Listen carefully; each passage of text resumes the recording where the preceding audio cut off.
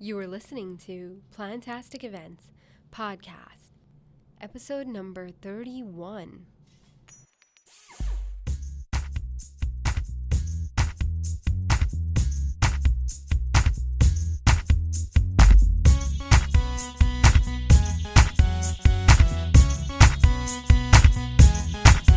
Hey everyone, welcome to Plantastic Events. I'm your host, Noshin Punjani.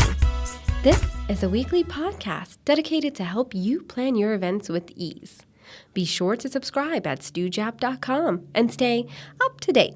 That's stewjap.com. Plus, you'll receive tons of resources, freebies, guides, and show notes. Thank you for joining, and now let's get into this show.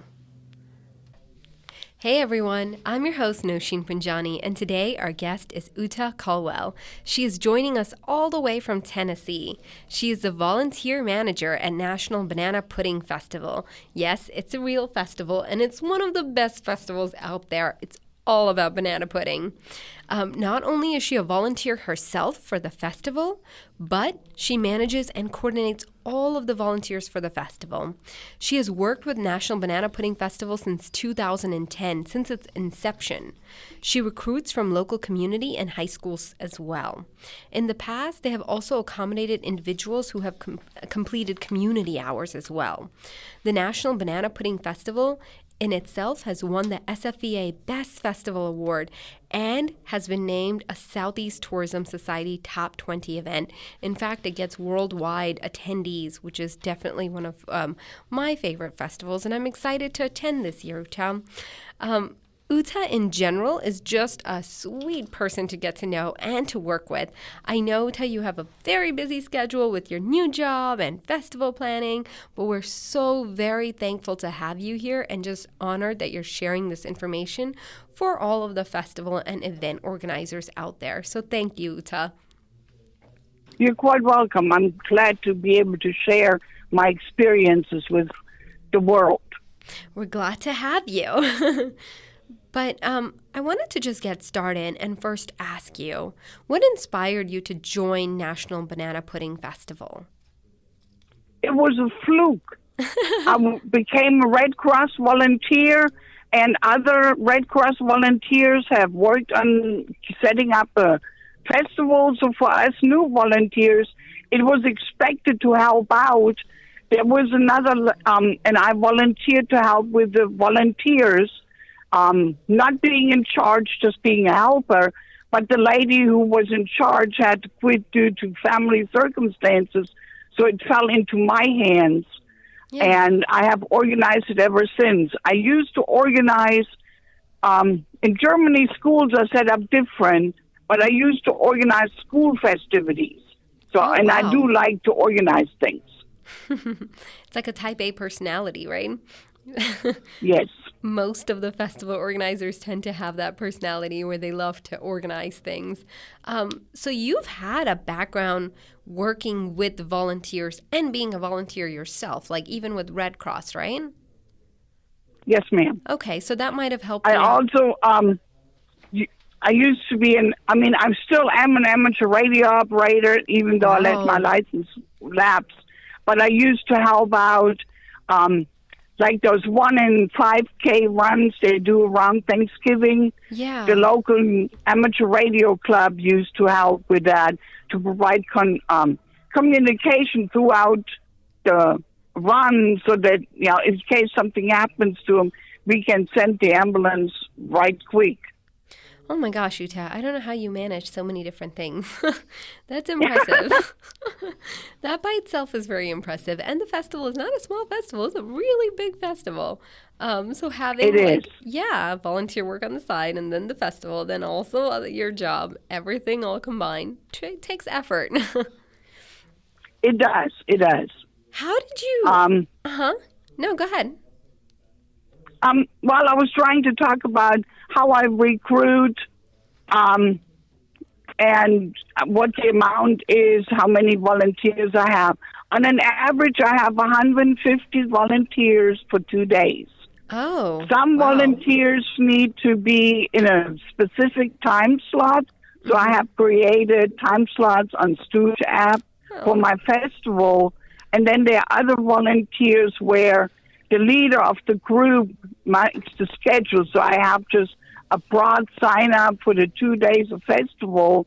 And because they have their own schedule, I don't have to worry about putting them in certain jobs. Yeah. We have, probably 20 different categories where we put people. We have the gate, the back gate, the shuttle, pudding path, laser tag. Then, of course, we have people who organize the vendors and the local cook-off, which is on Saturday morning, where 10 individuals cook banana pudding for the judges, and they decide who's the best pudding of the year. Wow.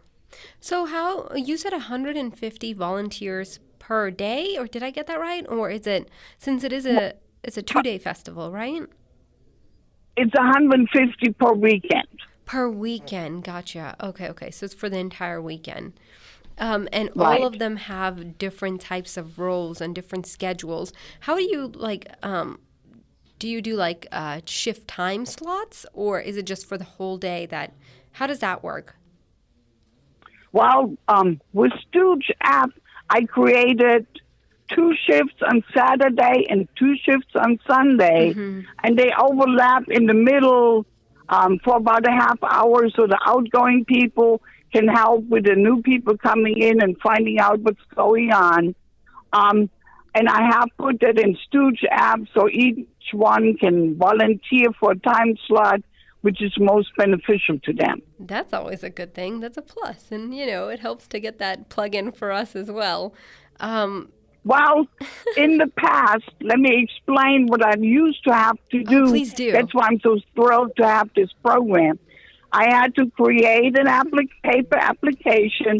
I had to create a cover letter. I then put both, sent the cover letter for different organizations or youth pastors, and to send out 30, 40 each time to each individual, and then I had to collect them. And then I had to put it in a database. It's a long process if you do it by hand. With Stooge app, since you drop it right into a spreadsheet for me, I'm thrilled. Aww. We appreciate that. I'm sitting over here blushing. It's making me very happy that in reality, we just want to be able to ease that burden, right? For us, the biggest thing is that it's not just the app itself. I think it's more so that you helped us guide us, to get to that point. So tell us, in your case, you guided us and said, this is my long process of managing volunteers. This is how I want to make it. And what can you do for me to ease this burden, ease this time and effort that I'm taking, and be able to spend more time doing other important things, to handle all of those manual tasks, which could easily be automated, could make your life so much easier, and we're thankful that Yes. Yeah. We're thankful that you get that opportunity. For us, that means the world. So thanks, Uta, for sharing your information and for also just providing us with the guidance that we need to become better. Well, from my point of view, you do more work than I do. Aww. But I've been plugging the page to our volunteers like crazy. And I have some connections with people who work other festivals in the area. Yeah. And I told them about it, and they looked at me like, I can check this out. And I said, yes, you can. It's a must. It is so simple. We appreciate that. That means everything to us. And then just having that support that it does do something valuable and saves that time and energy, then why not share it with the world? Why not have ease the troubles of other festivals and events out there? So if that's always a possibility, there's always a plus there. But I also wanted to just kind of get a little bit more in the details about all of the volunteers that you work with. Let's say there's a new festival organizer out there that's listening on this call. What would you tell them are some of the greatest advantages to just having volunteers for a festival in general? Like what makes National Banana Pudding Festival rely on its volunteers? What makes it better? We rely on volunteers because we really, in the beginning, wouldn't have been able to pay people. Yeah. So that was, for us, the main thing to do. And the first year was kind of rough, but the local newspaper helped us out. They posted our application in the newspaper, and we had different stations throughout the county and at businesses where they could pick up an application. Mm-hmm. The schools, the clubs like Junior ROTC, HOSA, Beta Club, and those have been very supportive since our induction in 2010. Yeah. The volunteers have some benefits to become volunteer. We have a hospitality tent where they can get free food for each shift. If they're working 2 shifts, then they have 2 meals coming to them, a morning meal and an afternoon meal. And we have a shirt for them. This year's shirt will be teal. And this is one of my favorite colors, so I'm really excited about that. I love teal. They also, the recruiting now that it's been a few years, people know I'm coming around, and I normally make sure I talk in private to the principals of the high school first to make sure they understand what I'm doing. And this year we need to find out whether they can access the computer with your website or whether they have to do it at home. So that will be part of what I need to do within the next 2 weeks to find out what's going on. Ah, I see. Because there might be a filter in the school system. Right. Computer. I didn't think about this earlier, so I'm kind of running late with this. I have enjoyed getting volunteers to come. It's been getting easier each year because people know we exist. Mm-hmm. Tennessee has a program for college students where they get a certain amount of money if they do 10 hours community service. And they have come to the festival, work 2 shifts, and go home, and their 10 hours are taken care of. And they said that's the easiest 10 hours community service they ever done. Wow. Sometimes you have to pick up trash on the side of the road, things like that. And as you stated, we have always dealt with the kids who got in trouble and now have to serve community service. And I had a problem last year, but that was the first and only time since we started. He got out of hand, and I had to send him home. And I had to contact the judge and tell him, this is what happened, just in case he's telling you his story. So it has been good. Yeah. I mean, in comparison, when you have that many volunteers, if one of them turns out to be somewhat problematic, it's okay. In the long run, it's still beneficial for you to have that many volunteers. And I guess it is. Yeah, and I think even more so in your case, the fact that you work with organizations such as schools or high school students, colleges, or different types of clubs and associations trying to find that community service hours even, it's easier to do that and talk with one person that kind of represents a group instead of 150 individual volunteers separately trying to convince them to join based on the benefits that you may provide. Right. Okay. That's how it usually works. Our volunteers, as I said, get a shirt and free meals, but we also have volunteer training. Yes. 2 weeks prior to the festival, we have an evening where we show a short video about the festival, and then we work with a PowerPoint presentation to tell them what the mission of the Banana Pudding Festival is, what they can expect from us as the organizers for, the free food, the T-shirt, training and all that. And then we also have a section where it says, this is what we expect from you. Yeah. So there is no doubt that both parties have to be involved and work on it. It's not that I just sit there and tell the volunteers, this is what you do. They have input in that. And I call them repeat offenders, but we have some students which started as freshmen in high school. They're now in their second year in college, and they're still volunteering. Wow. That's incredible that they've maintained It that. is. Yeah. And that's like one of the best stories about retaining those volunteers, that they feel a connection, a bond to this festival. It's now their festival. There's ownership in it. Yes. And we some of the people who volunteer, like the ROTC, they do our parking. And they're out in this heat, setting cars up and all this. And there is reimbursement. I believe it's $600 for the weekend, which goes in their account in school. Yeah. We also have a laser tag, which is hosted by the Future Farmers of America Club. And they get everything which is above the cost of the equipment. Last year, I believe they got close to $300. Oh, nice. So it's because almost... we're trying to be a positive impact on the community. Yeah. We have the 10 nonprofits in the pudding path. We have nonprofits which set up as vendors, food vendors or craft vendors.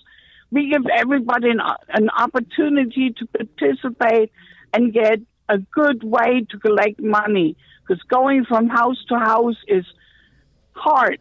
And, so this is a good place for you to collect money for your organization.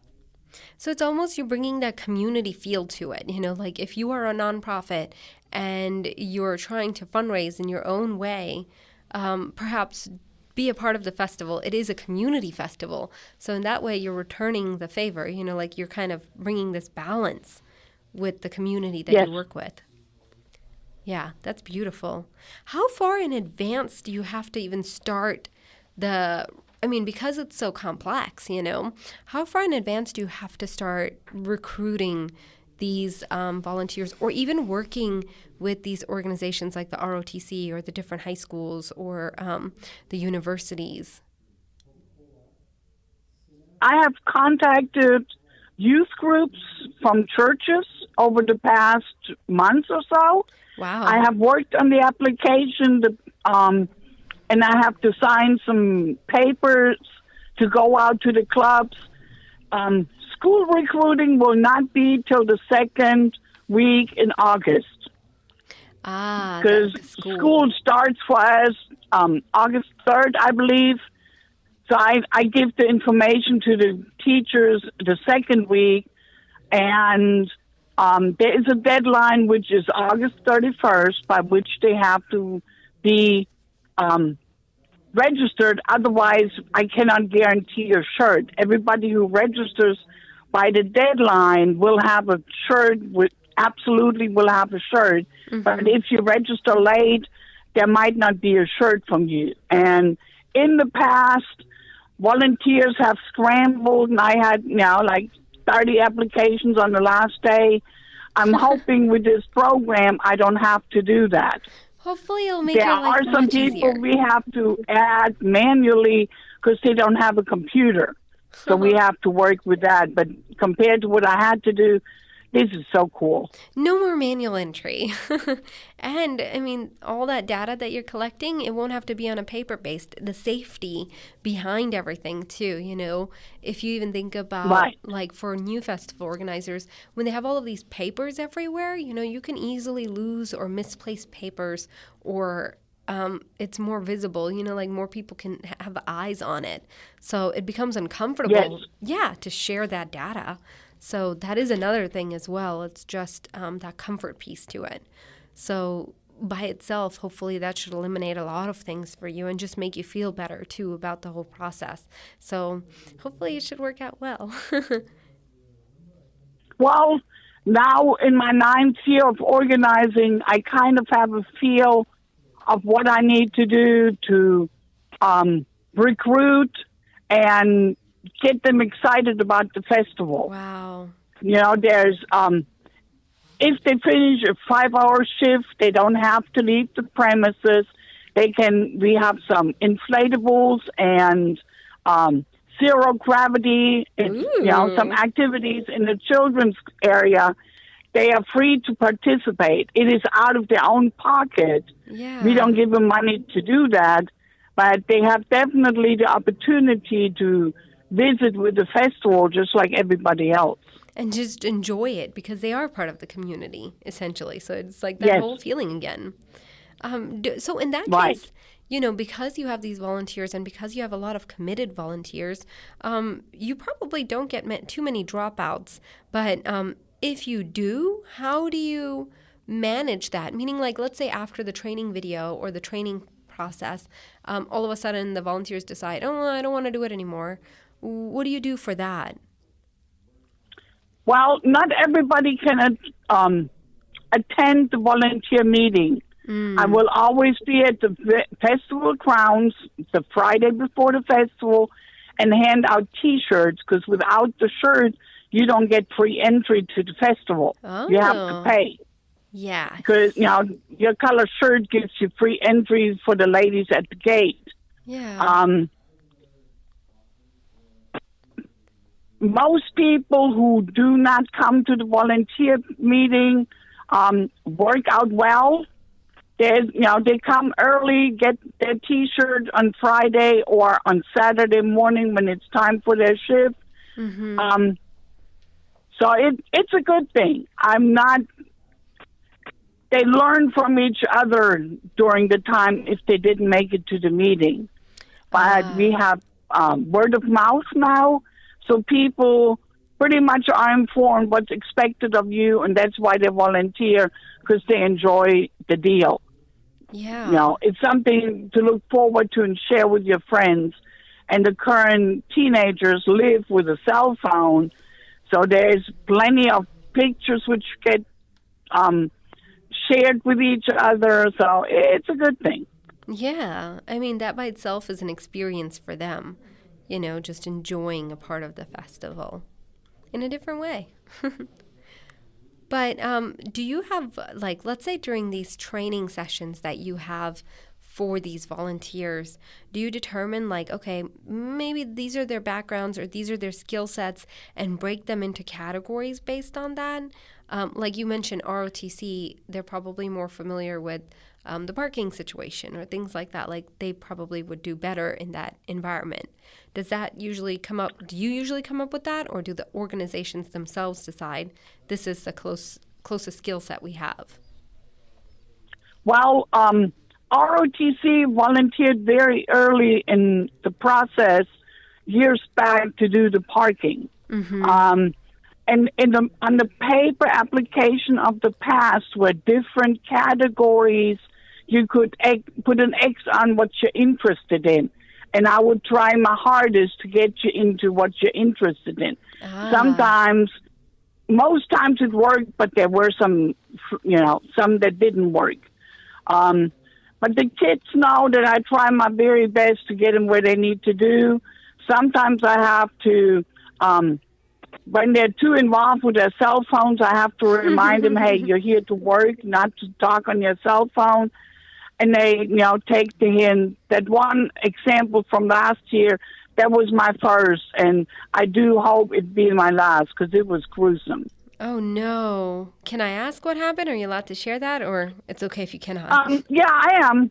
The young man went into a hospitality tent with his buddies to eat, and being close to Halloween, we had candy corn in little bowls on the table for you to enjoy as dessert. He started throwing it around and hitting people with it. Oh, my gosh. Seriously? Huh. Yeah, so I had to fix that right quick. And I didn't do it. I didn't confront him by myself. I took somebody with me as witness just in case he's saying silly things about me. So yeah, because that can yeah, my happen, too. German came through real quick right then and there. The German background. But, I mean, in that case, like, because you said you had to bring in a witness, like, you know, you had to make sure that he doesn't say something else. Do you ever have to have, like, fire? I mean, I'm sure in this case you had to remove him. Do you just remove him entirely from the festival planning altogether so he cannot come to a future festival? Like, do you have a blacklist for these volunteers? Actually, I do have a blacklist. There always been. Sometimes it has to do with if the adult volunteers, they bring either their child or their grandchild, and I'm not upset about them doing that. But if they don't work out because of it, I have to tell them that I'm sorry, we cannot make this arrangement next year. Yeah. And I have a list, and I can check it, and I keep it on my computer so I can check applications to see whether they reapplied, and I need to tell them, no, we can't do this year. So you try to make sure and filter out through that whole process too. I do. Okay. Not everybody is, some of them don't think it is involved, that there is lots to do, like in the merchandise tent or in the food court. There's a lot to do, and people need to understand that this is not a fun activity until you're off shift. Yeah. Yes, that is true. You are doing your job at that moment in time, you know, like the recognition, everything else, all the positive pluses, all of that will come before and after. But during your time shift, focus on the job that's at hand. What was like... We have a volunteer picnic after the festival where we recognize volunteers. That's the time where the nonprofits from the pudding path get their money for what they collected throughout the 2 days for their nonprofit organization. We also recognize at that time individuals who stood out above and beyond that current festival. We don't carry it over for next year. Each festival has its own unique recognitions. Okay. So in its own way, you have a recognition section. Is a picnic usually done, you said it's done after the festival, right? After the festival ends? Right. Okay. And that's only for like those nonprofits and those volunteers? Exactly, yes. Okay. Yeah.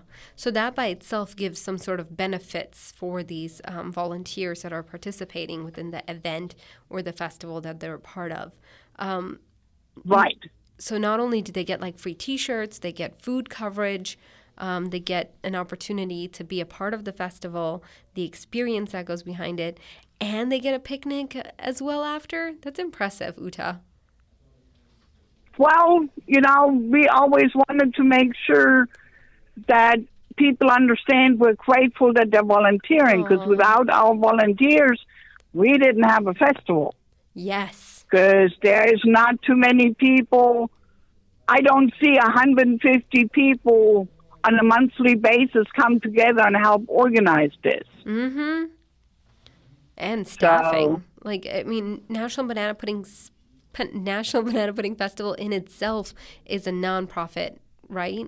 So it's not like it's feasible to have 150 staff members doing all of this. I think we have 15 board members, and we're all volunteers, and that is written in our bylaws that it is set up accordingly.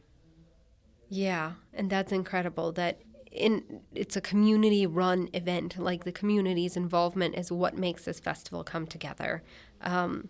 Right. Yeah, it's beautiful. I absolutely love that, and I am so excited about this festival. But I wanted to ask you, so if folks want to volunteer, how can they volunteer, especially if it's their first time coming to National Banana Pudding Festival? What would you advise them for the listeners out there? Well, if they found our website, bananapuddingfest.org, There's different categories listed, and you click on the volunteers, and there's a brief explanation. And you can click on the volunteer applications online, and there's explanation of how to do it. And then I get the reminder on my email that I have somebody I need to check on, and that's how it works. I think the third or fourth year, we had 3 college students from Nashville contact us who had found by a fluke the webpage, and they wanted to be part of the festival. Oh, wow. So we're out there, and people see us. Huh. That is pretty cool. That you even get approached by different areas. And it's such an awesome festival, right? There is that.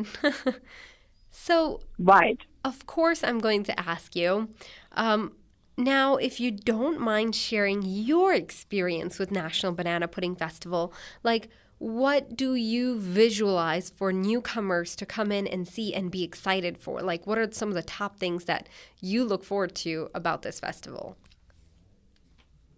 Well, to be very honest, I'm looking forward to the banana pudding for the pudding bath. You can buy a 10-ounce serving for $5, and that normally is my breakfast, lunch, and dinner during the festival time. It's not a prerequisite that you have to like banana pudding, because we have craft vendors and food vendors, and we have 2 live stages where there's entertainment, artists, musical artists, of course, and then we have a dance group coming in, and they do clogging for the better part of an hour. Wow! And and I'm just looking at them, and I'm like, whoa, they have some energy. For me to look forward to the festival, I always get to walk around and check on my volunteers. So I always bring money with me, because I inadvertently will stop at a vendor, and I need to have whatever they offer right then and there. All I need is, I know I can go to the hospitality room, but I've been frequent visitors for the food offered at the festival. Yeah. There's the Lions Club. They have an awesome ribeye sandwich, and there is he has a guy who has corn on the cob and I can't think of the name what it's done, but it's cooked in the husk, and then and it's really good. So that's my go-to activities while the festival is on. Wow. Uta, I feel like this festival is too far down the road. I need it to be tomorrow so I can go now.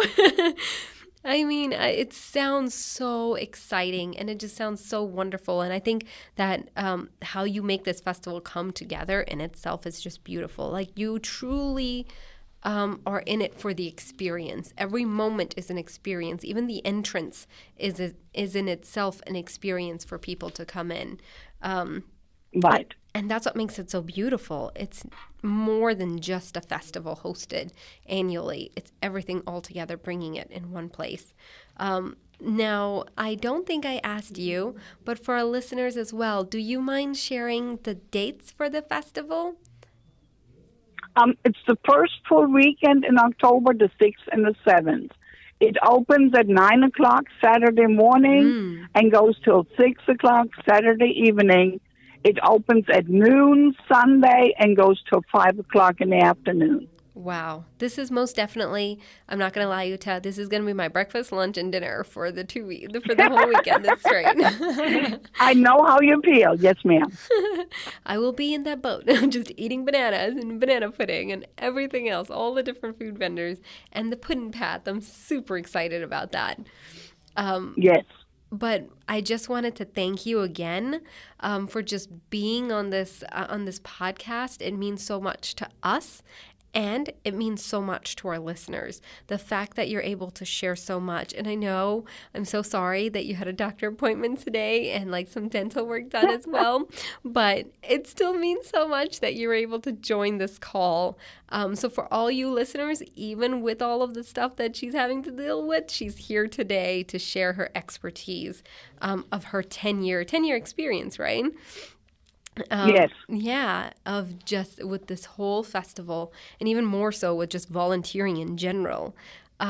So thank you so much, Uta, for joining us and for, sharing your skills here. I appreciate that. I'm glad to have done, though. I truly like to tell people how excited I am on the festival, and I want them to share the experience of the festival. And we're excited to be there. And hopefully, just a big shout out, the National Banana Pudding Festival is so much fun. All of our listeners, whoever's listening, please join in. Please be there, support, and just be active there.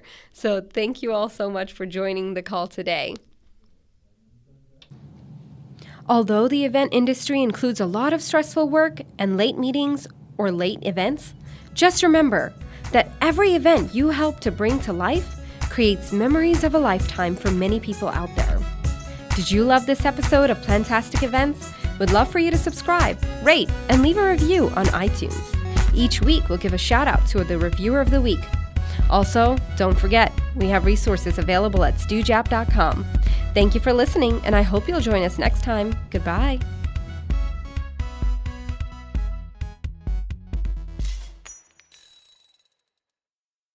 Produced by stewjap.com. Music by Justin Mahar.